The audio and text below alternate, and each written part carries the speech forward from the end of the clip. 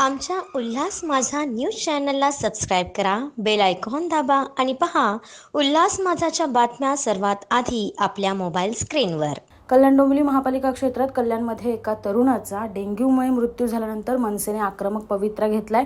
महापालिकेच्या आरोग्य विभागाकडून डेंग्यूच्या पार्श्वभूमीवर कोणताही उपाययोजना केल्या जात नसल्याचा आरोप करत मनसेने आज महापालिका मुख्यालयात प्रतिकात्मक आंदोलन केलं. यावेळी मनसैनिकांनी इडापिडा टळो अशी आरोळी देत नारळ फोडत महापालिकेचा निषेध नोंदवला. खरं तर कालच मी आयुक्तांची भेट घेतली होती. आयुक्तांना संपूर्ण परिस्थिती सांगितली होती, परंतु त्यांच्याकडे कालही आकडा नव्हता, आजपर्यंत कुठलाही आकडा नाही. आजच सकाळी एक विलास म्हात्रे म्हणून पोरगा हा बेतुरकर पाड्यावर वारला आणि त्यानंतर अजून एक महिला आहे की ती ICUमध्ये सिरियस आहे.